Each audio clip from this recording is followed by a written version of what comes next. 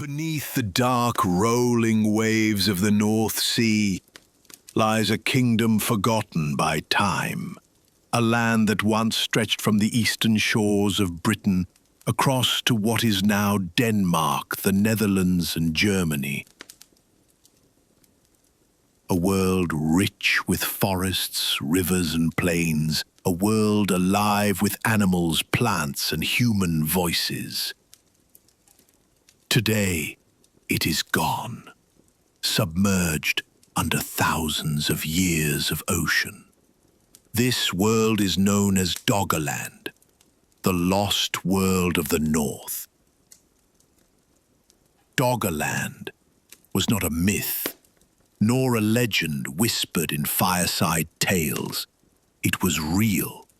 For thousands of years, it connected the British Isles to continental Europe, a bridge of life, a vast and fertile plain where reindeer roamed, rivers snaked across valleys, and early humans made their homes. But then, the waters came.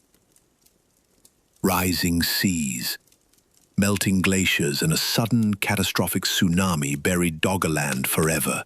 What remains are fragments, tools, dredged up by fishermen, bones of mammoths tangled in nets, and ghostly traces discovered by scientists scanning the seafloor. This is not just the story of a land lost. It is the story of us, the story of survival and adaptation, of how humans faced the fury of nature. And it is a warning, because what happened to Doggerland might one day happen to our own cities, our own coastlines, and our own civilizations. Join us as we uncover the submerged kingdoms, travel with us through seismic maps, ancient artifacts, and forgotten myths. Step into the lost world of Doggerland.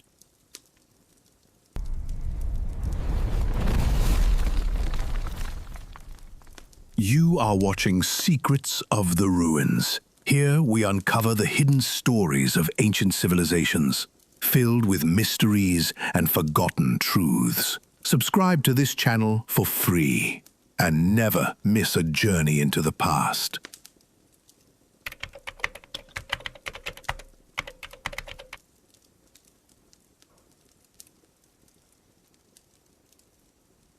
If you are ready, let's begin.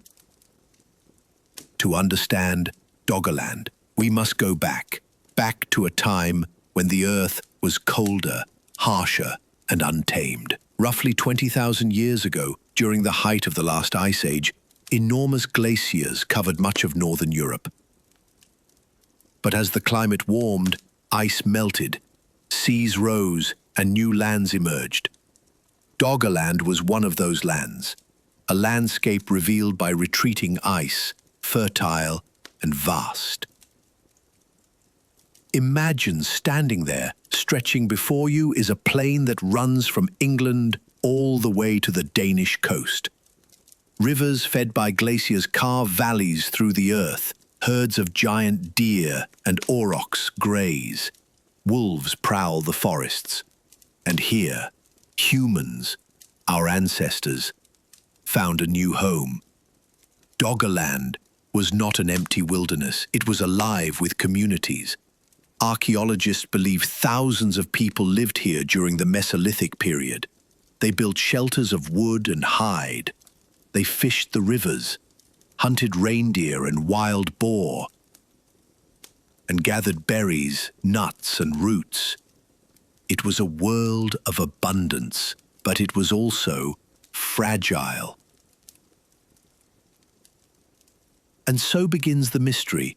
How did this thriving land vanish beneath the waves? What forces destroyed Doggerland? And what secrets remain hidden under the sea? Tonight, we dive deep to uncover the truth.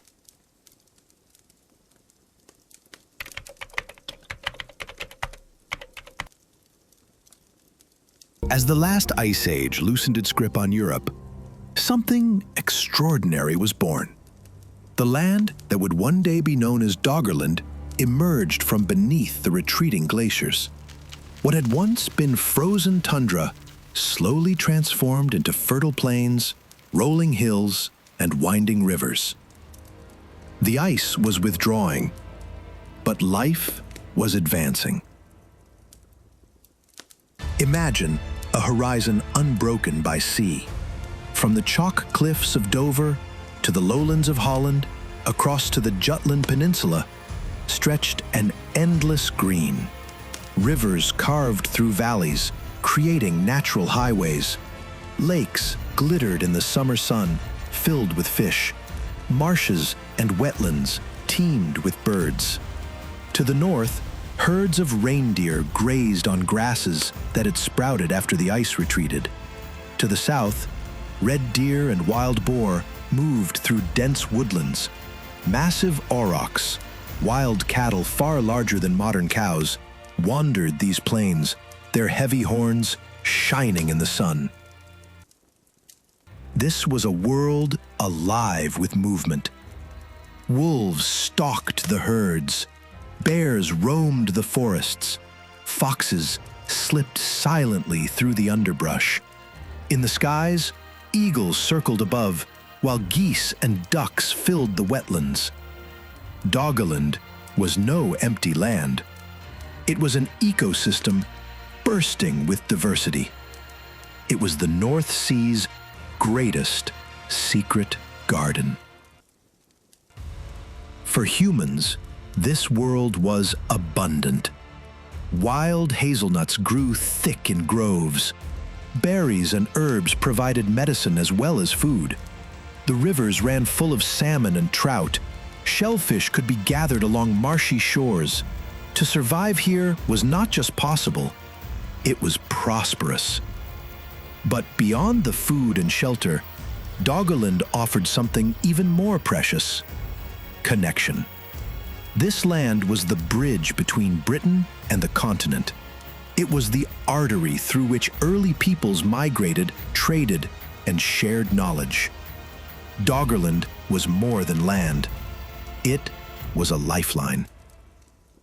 The people who lived here were not isolated. They were part of a greater network of Mesolithic communities stretching across Europe. Archaeologists suggest that Doggerland served as a meeting ground, a crossroads of culture where stories, tools, and traditions were exchanged. And just as rivers ran through its heart, so too did the flow of human life. Picture the dawn. The sun rises over misty wetlands. A small group emerges from shelters built of wood, hide, and reeds. Smoke rises gently from fire pits where the night's embers are stirred to life. The hunters prepare their bows and spears. The gatherers walk towards the forest. Children follow their parents to rivers where nets have been set. This was not yet a world of kings or empires. It was a world of families, of clans, living side by side with nature. Every day was survival, but every day was also connection to the earth. And now, all of it is gone. The rivers, the groves, the hills, swallowed by the sea. What remains is silence, but science gives us glimpses. Through core samples, pollen analysis, and sea floor mapping, we can still imagine the landscape. Reconstruct its forests, its fields, its wetlands. The ghost of Doggerland lingers in sediments and in stories written in the earth itself. In this land, human and animal thrived together. It was a kingdom of nature, unruled by monarchs, yet governed by the rhythms of the seasons. Like all kingdoms, Doggerland's time was limited. Beneath its beauty, danger was already rising. The climate was shifting. The seas were creeping closer. And soon, the garden would be claimed by the ocean.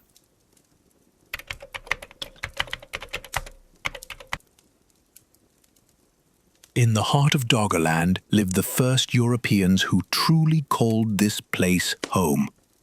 These were Mesolithic hunter-gatherers, people whose lives were woven into the rhythms of nature. They had no stone palaces, no written records, no monuments rising to the skies. Instead, their wealth was measured in food, in tools, in kinship, and in the deep knowledge of the land they walked upon. Archaeologists believe that the people of Doggerland lived in small, semi-nomadic groups. Their homes were simple structures of wood, branches, and animal hides. Some were round huts with central hearths. Others were temporary shelters built near rivers or coastlines for seasonal hunting and fishing. Life was mobile, yet organized. Families moved with the seasons, following the migration of animals, the ripening of plants, and the cycles of rivers and tides. Doggerland was not just their homeland. It was their calendar, their guide, their story. Flint was their lifeblood. From the chalk cliffs of England to the outcrops of Holland, they mined and chipped this precious stone into blades, scrapers, and arrowheads, tools that fed families, tools that built shelters, tools that defended lives. In Doggerland, tools were more than instruments. They were extensions of the self, passed from parent to child, carefully crafted with skill and patience. Men and women alike were hunters, gatherers, and caretakers. Red deer, wild boar, and aurochs roamed the plains. Hunting these great beasts was dangerous, requiring cooperation and courage. Spears tipped with flint, arrows balanced with sinew, traps carefully laid. Together, they gave humans a chance against nature's giants, but they did not live on meat alone. Women, elders, and children gathered hazelnuts, roots, berries, and herbs. They knew which plants healed wounds, which leaves could cure fevers, which roots were poison, and which were life. Doggerland was also a land of water. Its rivers and marshes offered fish in abundance, salmon, pike, and eels. With dugout canoes carved from single tree trunks, Mesolithic peoples mastered the waterways, nets of woven fibers, fish traps built from reeds, bone-tipped harpoons. With these, they commanded river and sea alike. Water was not just a source of food. It was a path, a route for trade, for travel, for connection. Evidence suggests that Doggerland was not an isolated world. People traded tools, shells, and even ideas across vast distances.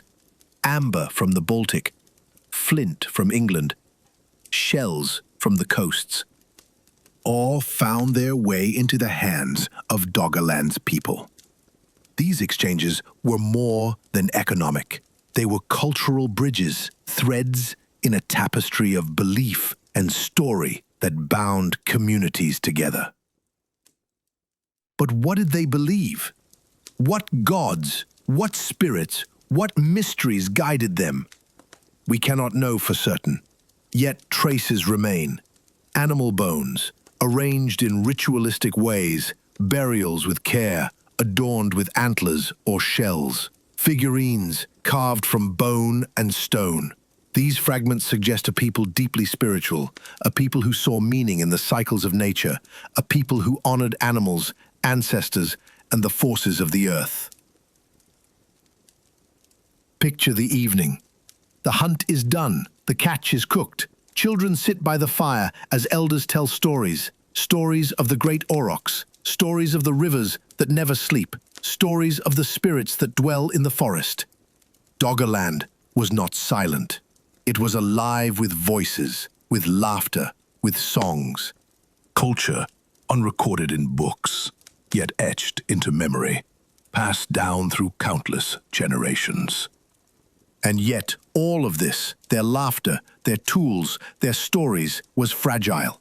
Because as the sea crept higher and higher, Doggerland's people faced an impossible choice: adapt or be lost with the land beneath their feet. But for a time, they thrived. For thousands of years, Doggerland was not just a bridge between Britain and Europe. It was a homeland, a kingdom of families, of hunters and gatherers, of spirits and stories. A kingdom now buried in silence.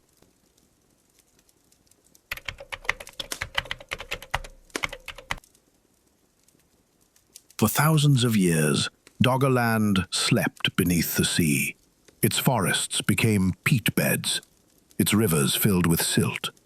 Its plains were swallowed by tides. All that remained was silence. But silence does not last forever. The sea has a way of giving back what it has taken.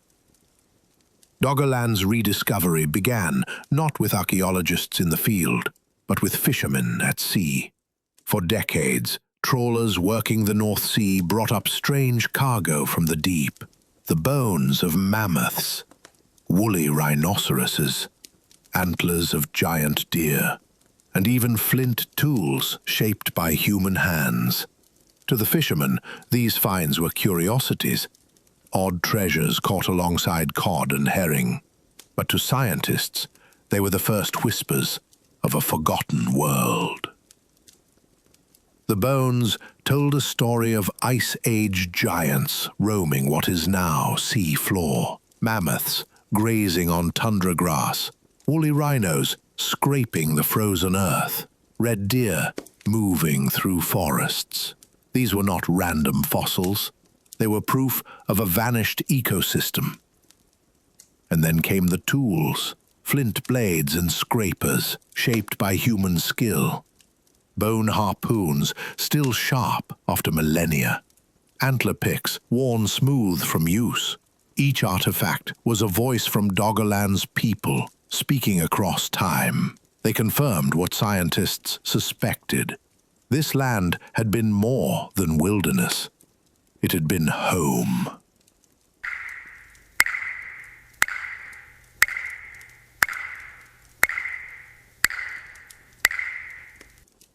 In the late 20th century, technology revealed even more. Oil and gas companies surveying the North Sea created seismic maps of the sea floor. What they found astonished archaeologists.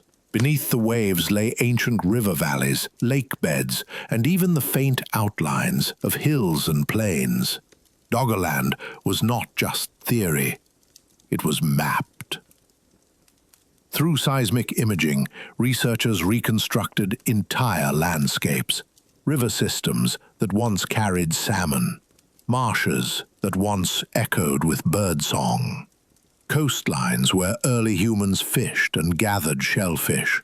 It was as if an ancient world had risen from the depths, drawn not in myth, but in data. Among the most extraordinary finds was a carved fragment of bone, etched with lines, perhaps symbolic or artistic. Other discoveries included worked antler tools, beads, and hunting equipment. These objects hinted culture, at creativity, at ritual. They suggest that Doggerland was more than survival. It was a place of meaning. Yet, despite these finds, Doggerland is one of archaeology's most elusive frontiers. Unlike cities buried in sand or monuments preserved on land, Doggerland lies beneath turbulent seas. Excavation is nearly impossible. Divers face dangerous currents and poor visibility. Most discoveries still come not from planned digs, but from chance, from fishermen's nets, dredging operations, and rare underwater surveys.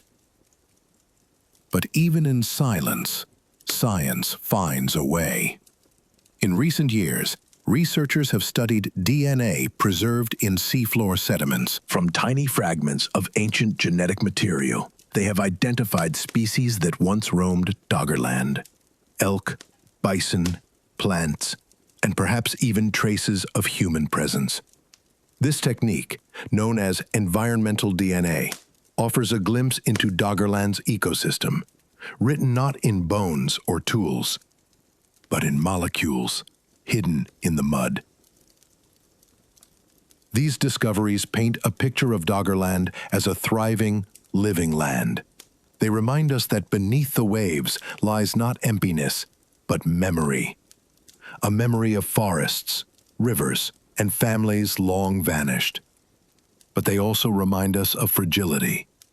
For each artifact recovered, countless others are lost, swept away by tides, ground down by currents, or buried too deep to ever be seen.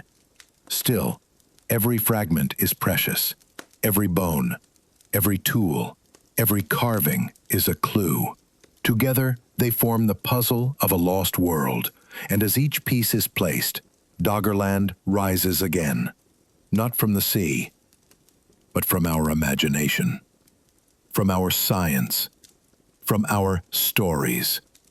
The discoveries beneath the waves remind us of a simple truth. History is never truly lost. It waits, patiently, until we are ready to listen.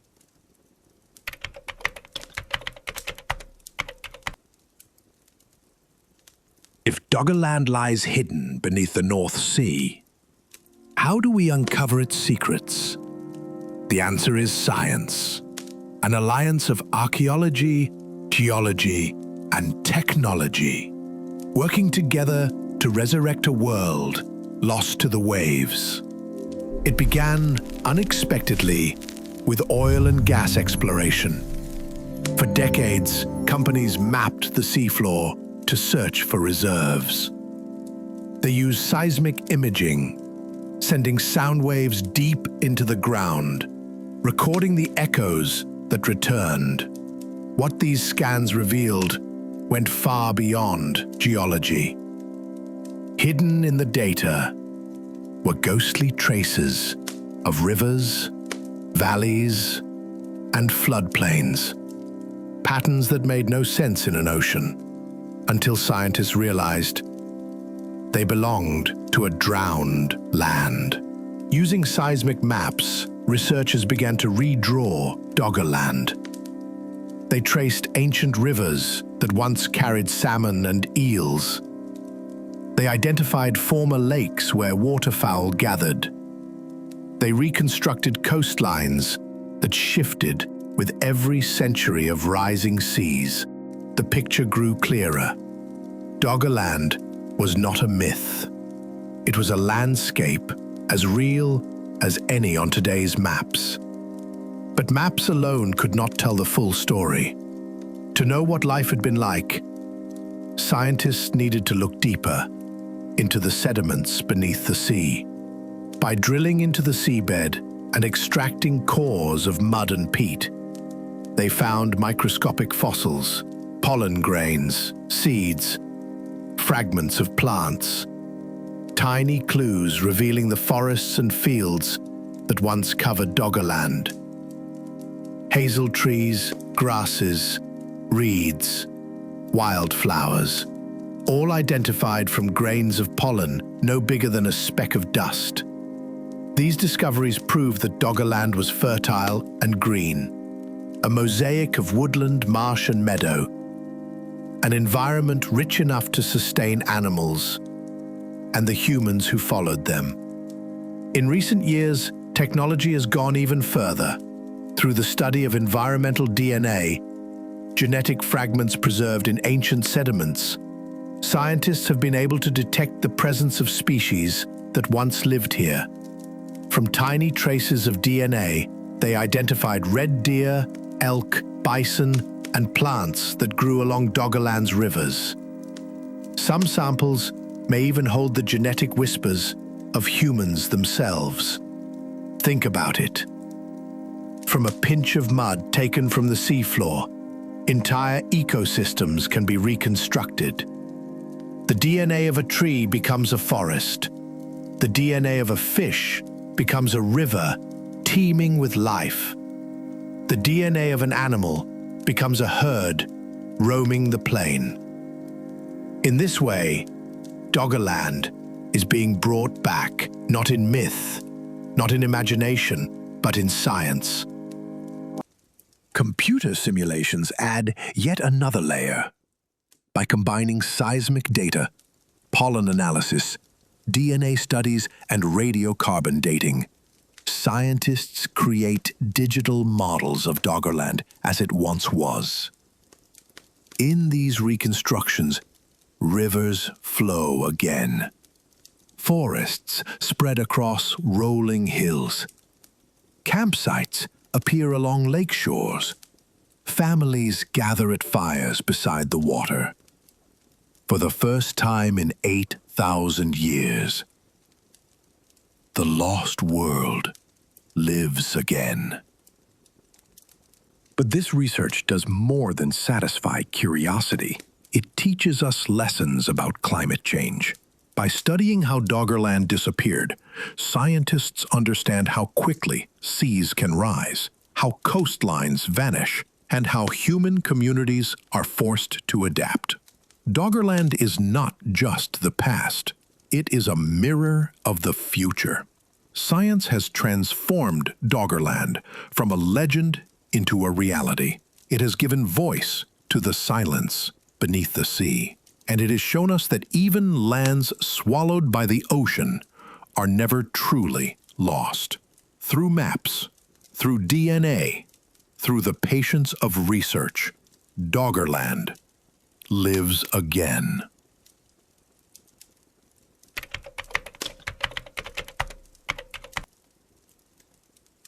For thousands of years, Doggerland thrived. It was a land of rivers and forests, of families and herds, of rituals and stories.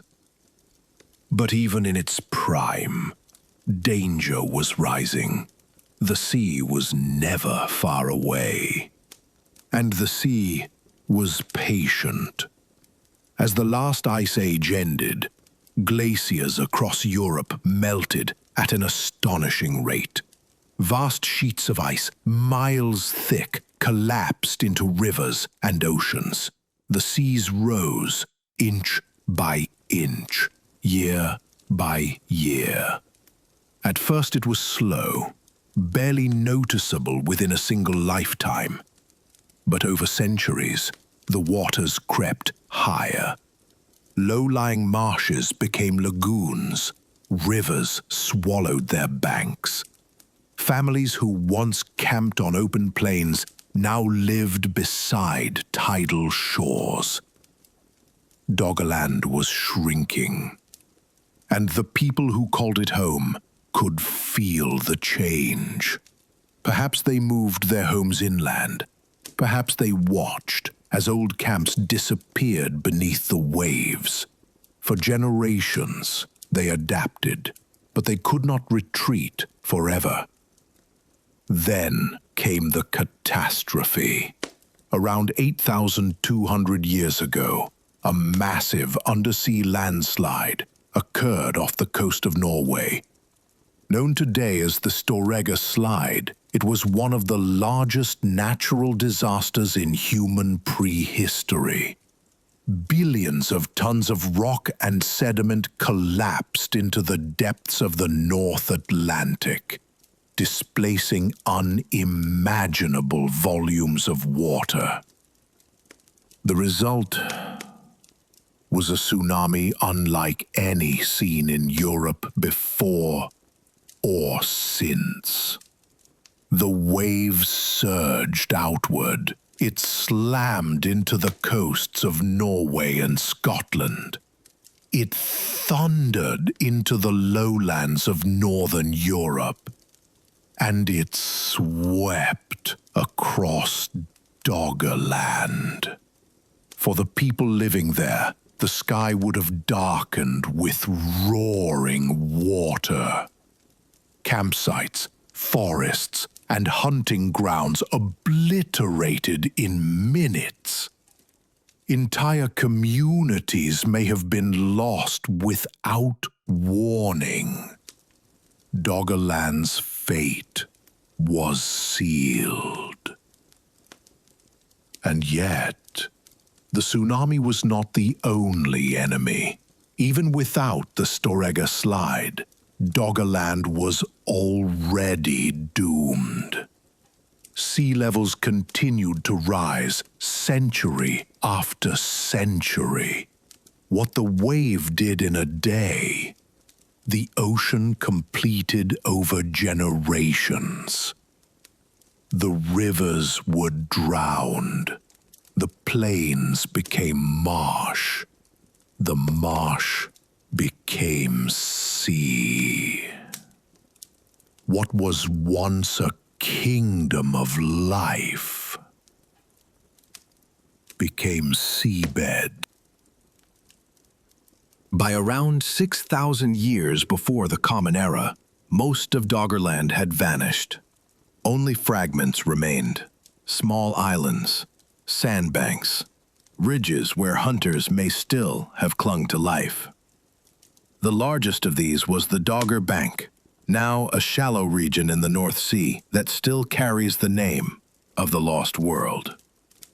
But eventually, even those last fragments were swallowed. The kingdom of Doggerland was gone.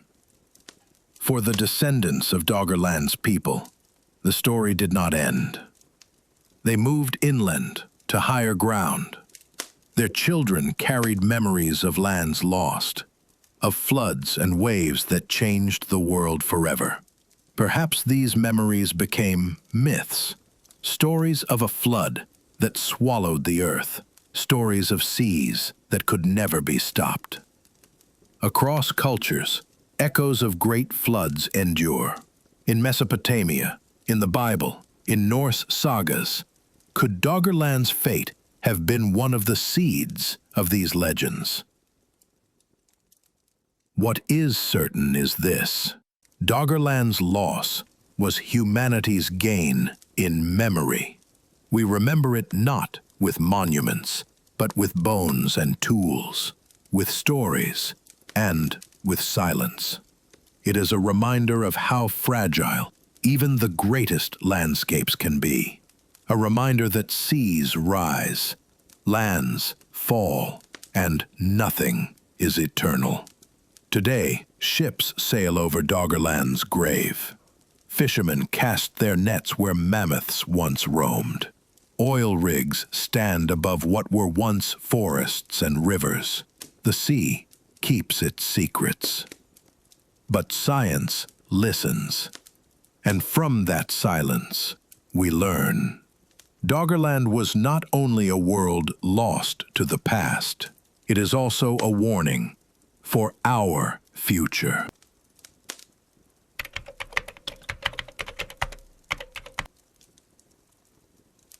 When the waters finally claimed Doggerland, its people did not vanish. They adapted, they moved. They carried their skills, their memories, and their way of life into the lands that remained. So where did the people of Doggerland go? As the sea advanced, families retreated inland. Some journeyed west into what is now Britain, slowly becoming an island. Others traveled east, across the plains of northern Europe, following rivers and herds. They were hunter-gatherers, and their strength was mobility. To move was not to abandon life. It was to continue it. Archaeologists trace their journeys through the artifacts they left behind. Flint tools from the Mesolithic period share remarkable similarities across regions. A blade found in eastern England may resemble one from Denmark or Germany. These echoes suggest connections, shared traditions carried by migrating people. Doggerland's culture did not drown with its land. It flowed outward, across Europe. In Britain, migrants brought knowledge of rivers and forests, of hunting red deer and boar, of fishing with nets and traps. In continental Europe, their descendants adapted to new environments. Mountains, dense woodlands, coastlines far different from Doggerland's plains. But the essence remained. A life bound to nature, guided by the seasons, rich in resilience. Their beliefs, too, may have traveled with them. Across Europe, archaeologists uncover ritual burials, bodies adorned with antlers, shells or stones, figurines carved from bone and amber. Perhaps these traditions were born in Doggerland's forests and wetlands. Perhaps they were shaped by memories of a land lost to the sea. Genetic studies offer another clue. Ancient DNA shows that Mesolithic groups were interconnected, moving and mixing across wide regions. The people of Doggerland did not disappear. Their descendants lived on, blending into the populations of Britain and Europe. In a sense, part of them lives in us. And what of their memories? Did they speak of the floods? Did they warn their children of the sea? We cannot know their words, but across cultures, from Mesopotamia to Scandinavia, myths of great floods endure. Stories of lands swallowed by water, stories of survival, of loss, of punishment or renewal. Could these myths be echoes of Doggerland's drowning? Not proof, perhaps, but resonance. A shared human memory of a world reclaimed by the sea. What is certain is this: adaptation was survival. The end of Doggerland was not the end of its people. It was the beginning of new chapters in human history. They became the ancestors of farmers, builders, and storytellers who shaped the Neolithic world. Their knowledge of stone, wood, and water laid the foundations for generations to come. Doggerland itself is gone, but its people endure, not in monuments or ruins, but in the quiet persistence of life. When the seas rose, they moved. When the land changed, they adapted. Their legacy is not loss, but resilience. And in that resilience, we find the true story of Doggerland.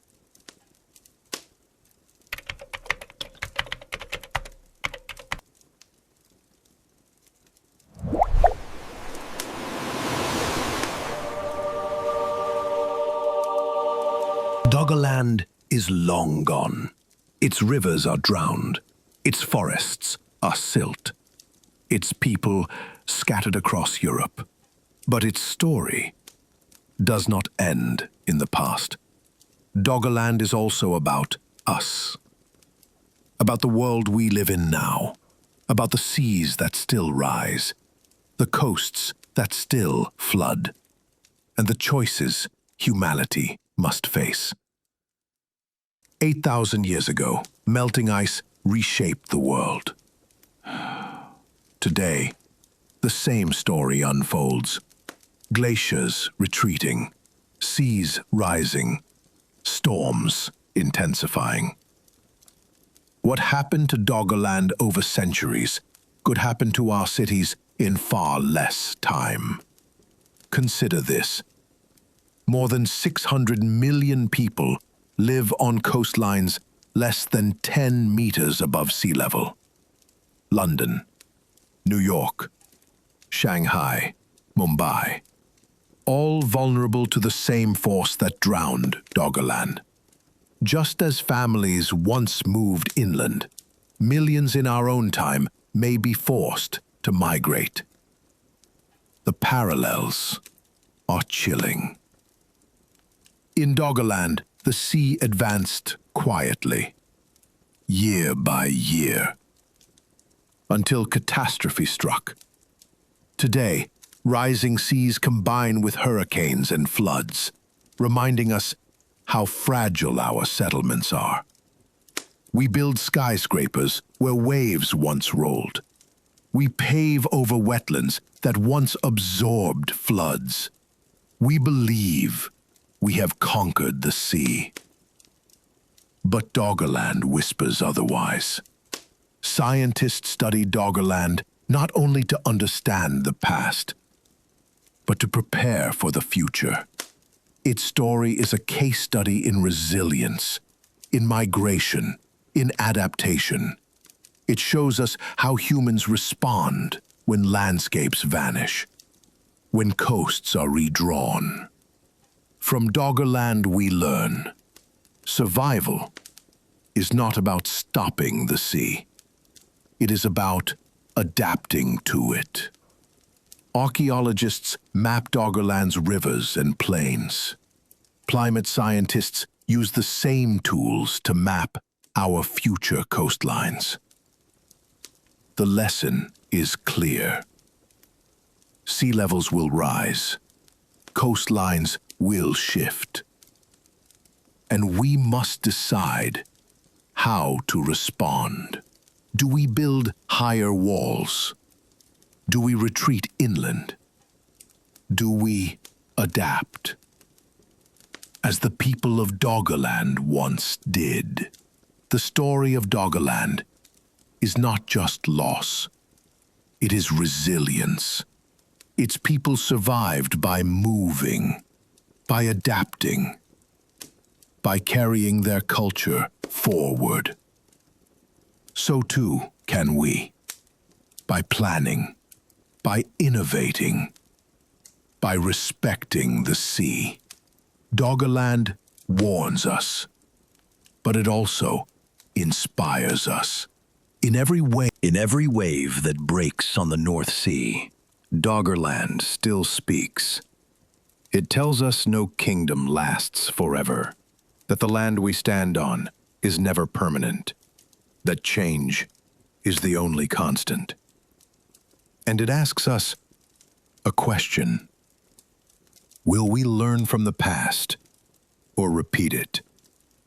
Doggerland's fate is not just history. It is prophecy. And the choice is ours.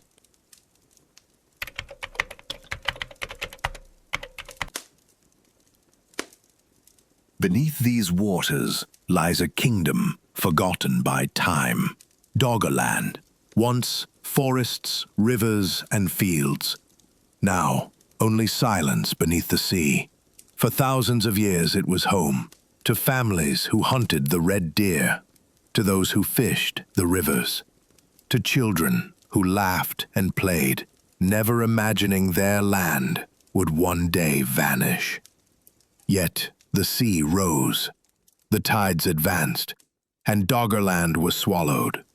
What remains are fragments, tools carved from flint, bones dredged from the deep, faint lines traced in seismic maps. And from these fragments, we piece together the memory of a world that teaches us about the power of nature, the resilience of people, and the fragility of the lands we call home. Doggerland reminds us that human history is not only written in stone monuments or ancient texts. It is written in landscapes, in rivers, in the soil beneath our feet. It is written in what is lost as much as in what survives. Its story is not just archaeology. It is memory, a memory that belongs not only to the past, but to all of us. For the people of Doggerland, survival meant adaptation. They moved. They changed. They carried their culture into new lands. For us, their descendants, survival may mean the same. The seas still rise. The climate still shifts. The lessons of Doggerland still echo across the waves. Perhaps that is the true legacy of Doggerland. Not the land that was lost, but the people who endured. Not the silence beneath the sea, but the voices that carried forward. Doggerland lives on, in our DNA, in our cultures, in the very coastlines that shape Europe today. So the next time you look out across the North Sea, imagine it. Imagine rivers winding through meadows. Imagine mammoths on the horizon.